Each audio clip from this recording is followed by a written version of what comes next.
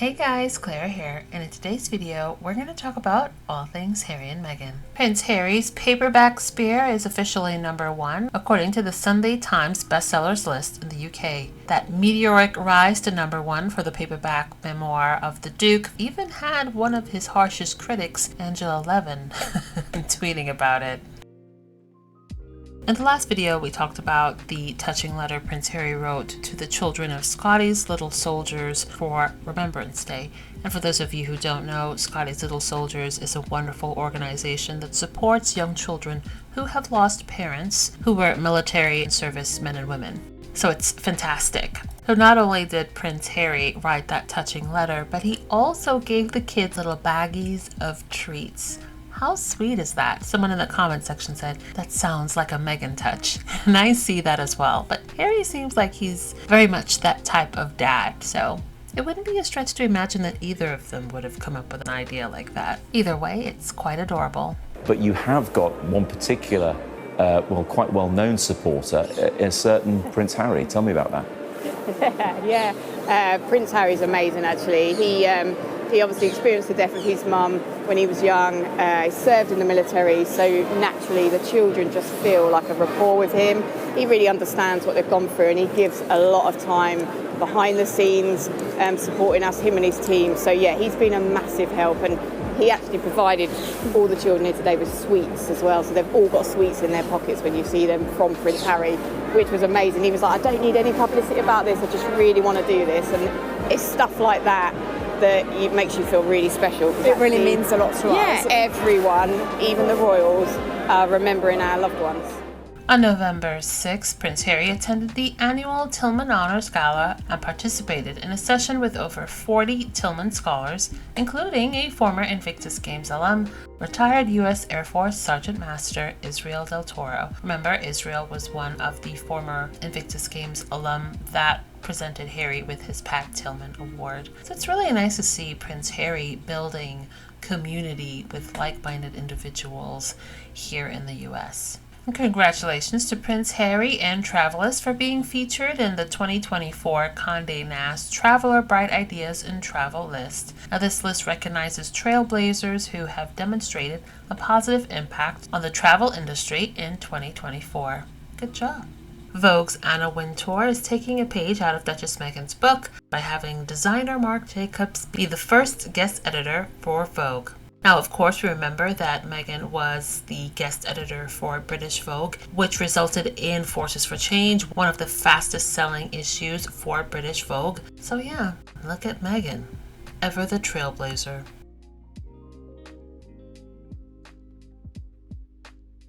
It's been reported that King Charles will be opening 2 food distribution hubs to mark his 76th birthday, and I can't help but wonder, in light of all of the information that came out of that documentary, will he be charging rent to the hubs? Lord knows, that's what they've been doing for years. Just saying. Sorry, King Charles III, Prince of Wales William, who do you think you are? So 1 week ago, we've had William all over the TV talking about ending homelessness, or let's all work together to defeat homelessness. This week, we find out he's charging charities, the NHS, the Ministry of Defence, schools, councils, rent, and making millions of pounds. It's not the 1400s. Because the way these duchies are set up, they don't pay corporation tax. They make millions of pounds worth of profit and pay zero tax on it. Excuse me, where is Robin Hood when you need him? It's one thing if you were charging businesses, but charging other government departments, schools, councils, the NHS to park ambulances in a warehouse when they're not in use. Where are your morals gone? Your morals have proceeded like your hairline, William. I mean, seriously, take the money, go to Turkey, get that sorted out. If you're going to, live the life of a mafia gangster, at least have the looks to go with it. Do you know what I mean? And yet we spent years attacking Harry and Meghan for earning their money privately. Hypocrites. Honestly, enough's enough. That's it. Not my king. You can get rid of all of them. Does William ever deliver on any commitment or vow that he makes? I'm not sure that he does. In 2019, yes, the internet is unforgiving and has a very long memory. Kate and William went to Blackpool. Blackpool, in my eyes, is a great destination to go to. Very fond memories of going there as a child. but it's also socially and economically deprived. And in this visit, Kate and William toured low-quality rented accommodation and saw for themselves the conditions that some renters on a low income or on benefits have to put up with. And oh, the irony, because in this visit, Prince William vowed to take a stand against slum landlords. Oh, the irony is absolutely delicious, because we actually found out this week that William is also a slum landlord. But anyway, of course, William didn't do anything about slum landlords, just like he didn't take a stand against homelessness. Not done it. He's not done anything for peace in the Middle East. The list goes on and on and on. Anyway, stick to the story, Martin. Him and Kate were left deeply affected by one of Britain's most deprived streets. But still, he feels that it's acceptable to take tens of millions of pounds away every year from charities that can help the people that are in this situation. The people that have to live in accommodation of that quality. The Cenotaph and Remembrance Sunday is going to be really interesting. Let's see who's there. Let's see just how loud the protests are. Not good enough, William. Not good enough, royal family. Time for change. And apparently Camilla is not feeling very well. And judging from a lot of the comments underneath one of the articles talking about this, I don't know that her image has been fully rehabilitated. Quite frankly, the more I think about it, I feel like Charles and Camilla really did not, particularly Camilla, did not have to do as much as she did to rehabilitate her image. In time, people would have accepted her probably the same amount as they do now if she had just continued on being with Charles, ultimately getting married, and now becoming the queen consort. Did they have to throw Harry to the wolves in his formative years while he was still grieving? Or at that point, it didn't seem that he even grieved the loss of his mother. For so many years, according to him, he didn't even think that his mother was really gone. He thought that she needed a break from the insanity that is the palace and the UK press. And I mean, seeing the way that they've treated Harry and Meghan and their children, I mean, shocking. So God only knows what Diana was going through. I was too young to pay attention to that at the time. But she had no one. At least Harry and Meghan have each other and their own network of friends and people who support them. But nonetheless, like I said, I don't know if all of the backstabbing and the scapegoating was really necessary. Charles would become king ultimately. Royal fans like Charles, but universally I don't feel like he's particularly loved. Nor is Camilla. A lot of the times when there are articles about her, people talk about Diana consistently. They call her the queen of side chicks. I saw that was a trending topic during the coronation. So all that work, all that mudslinging, was it really necessary? Personally, I don't think so. But maybe she's into that sort of thing. Maybe they consistently feel like this is something that they have to do. What an absolute mess. The Queen's not well, which has come as a surprise to me, because I thought she'd been dead for 2 years. Then I saw a headline saying Camilla won't be attending any events. Has anyone noticed? The mainstream media are desperate to deflect from that Dispatches programme. You know, the one that revealed that King Charles and Prince William are getting money from RNHS, and our armed forces, and state schools, and charities. Luckily, they could report on Prince William flying to South Africa in his quest to solve environmental damage.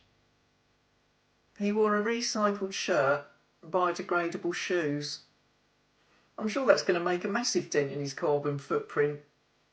He took the opportunity to talk about how amazing Kate had been this year. It's a strange way to talk about your wife in her year of receiving treatment for cancer. And even though Kate had been amazing, it was the hardest year of Willy's life. Maybe it's because he couldn't attend to his rose garden. Sorry, but Prince William going on to BBC News saying it's been the hardest year of his life. I'm sorry, but when his family all got ill with cancer, they didn't have to sit in an A&E corridor in a stretcher like my mum did when she was hospitalised with pneumonia this year, and she was in there for a week roughly. So yeah, the royals didn't have to do any of that. They got all the best care treatment in the world. They got everything they wanted. They're ripping off the NHS because they make money from leasing it out. Like, I literally could not give two single how hard Prince William's life has been when he's letting his tenants live in mould-ridden properties. Honestly, like, give me a break, BBC. Like, stop this sympathy hauling for these rich bastards who don't give a fuck about anyone. Like, honestly, if he'd seen how scared my mum was in A&E, maybe he'd have a different tune. Like, I literally could not care less about his entire royal family. Quite frankly, I feel like the sycophantic coverage so much of the British press gives to the royals does them more harm than good. There's so many people in a cost of living crisis who don't want to hear that at all. Well, look, when I read this story, I'm not interested in the royal melodrama. He was a traumatized child. This was a very dysfunctional family. So for me, the interest is what happens to human beings when, from the beginning of their lives, they're put under stress and continue to live under stress, and how do they heal from the impacts of that? Most days I didn't care what people called me. Most days I thought, don't care who I am, so long as it's someone new, someone other than Prince Harry. But then, an official package would arrive from London, from the palace, and the old me, the old life, the royal life, would come racing back. The real issue here is, and I think a genuinely inspiring aspect of his book is, here's a human being who's trying to break out of the role that was thrust into in order to actually become himself. And that's very common in life. You don't have to be royalty to be seen by your family as fulfilling a certain role, meeting certain expectations without regard to who you really are as an individual human being. It's a really dysfunctional family, and what's it like to grow up in a family like that, in the glare of the public eye? I think Australia was a real turning point because they were so popular with the public. All across Australia, Tonga, Fiji, New Zealand, she dazzled. After one especially rousing speech, she got a standing ovation. The internals at the palace were incredibly threatened by that. She was so brilliant that midway through the tour I felt compelled to warn her. You're doing too well, my love. Too damn well. You're making it look too easy. This is how everything started, with my mother.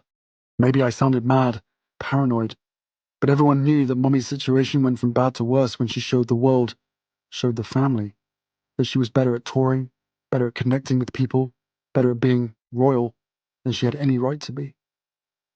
Overinflated egos, massive sense of entitlement, and an insane obsession with popularity will be the downfall of the House of Windsor.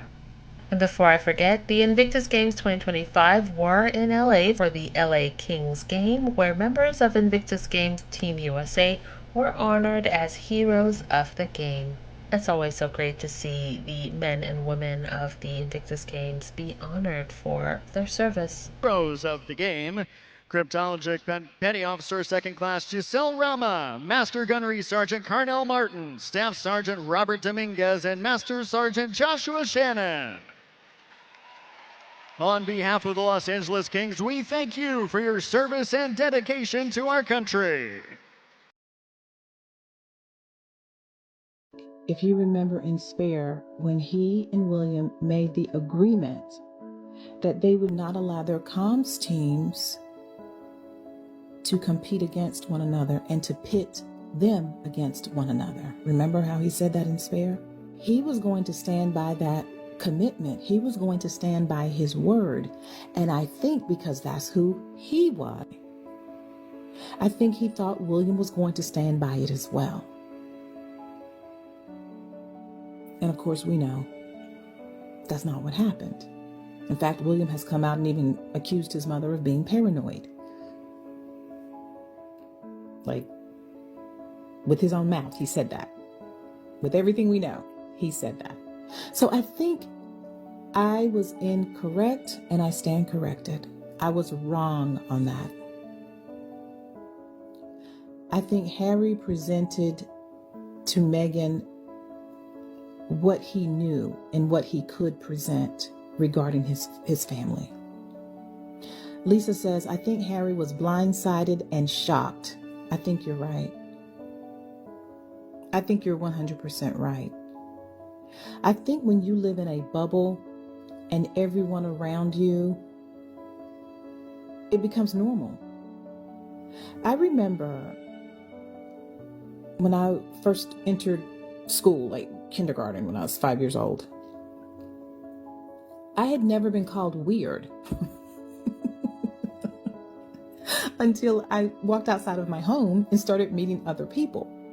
Because what was weird to them was totally normal for me, right? And so I didn't know that until other people started saying, "Oh my God, you're so weird," which, now I take as a compliment because, depending on who's saying it, it probably is a compliment, but it's neither here nor there. But he was in that bubble, and everything about what he saw up until the age of 12, right? Think about it. How many orphanages did you see his dad taking him to for charity work? And I didn't follow the royal family. Of course, everybody knew about Princess Diana. We all knew where we were when she was that. But yeah, I really don't think he understood the level of hatred she was going to get. Now, that wasn't what I was talking about on the live. He had no idea. I don't think anybody did. I don't think anyone could have foreseen, because we've never seen it happen before. I mean, we have cancel culture, and we have people who get canceled all the time because of something they've done, or something they've said, or something stupid or whatever. Sure. And we've been doing that for years. That's why we have the right to boycott. That's why we have the right not to shop here anymore. We have the right not to listen to this music. We have, So yeah, we got that. But no one could have foreseen the orchestrated hate campaigns that have been aimed at Meghan Markle for falling in love with Prince Harry and showing him something different than what he had been accustomed to previously and prior to meeting her. No one could have known that. The anger that we are seeing from the Brits and the folks who are angry, I'm certainly not trying to say everyone in the UK is pissed off, because some people are like, whatever, I couldn't care less. But the anger we're seeing has nothing to do with anything Harry or Meghan has done. And we've talked about that. But I had to come back and correct that. I don't think he really knew his family, because for 14 years, he wasn't really around them. Even if he had been, we already know this is not a warm and fuzzy family. It's just not who they are. And, that's okay. And so I think he really just did what he could do. But I believe he definitely saw Meghan as his way out. I definitely believe that. And I think she saw him too. Listen, strategy. If you're in a relationship with someone who does not enhance or advance you, you are out your mind. And I don't care what your social status is. I don't care who you are. I don't care about your religion, your race, your creed. I don't care anything about that. If you are a woman and you are in a relationship with someone who you cannot see long term, this is going to be beneficial to me. This is going to enhance my life. This is going to advance my life. Not saying she doesn't love him, not saying he doesn't love her. I personally, from the outside looking in, I've said it before, guys, I think they're totally in love with each other. I think they are absolutely smitten with one another. I really do. And I think in each other, they found their perfect match. I think they found the person who is going to go with me to do this. This is the person who's going to be by my side as I do X, Y, or Z, as I travel here, as I travel there, as I highlight this issue, as I highlight that issue. I think they found that in each other. And I think that's wonderful. But I stand corrected. Totally. I think they both married up. Sunny A Song says, hello, I agree she married up and I think it suits her. I think they both did. Because I think in her, he found his mate and his perfect match in someone who is like-minded when it comes to the idea of being a visionary and seeing what the world could be as opposed to what the world is. They were both doing that, just doing it separately. I think they both married up.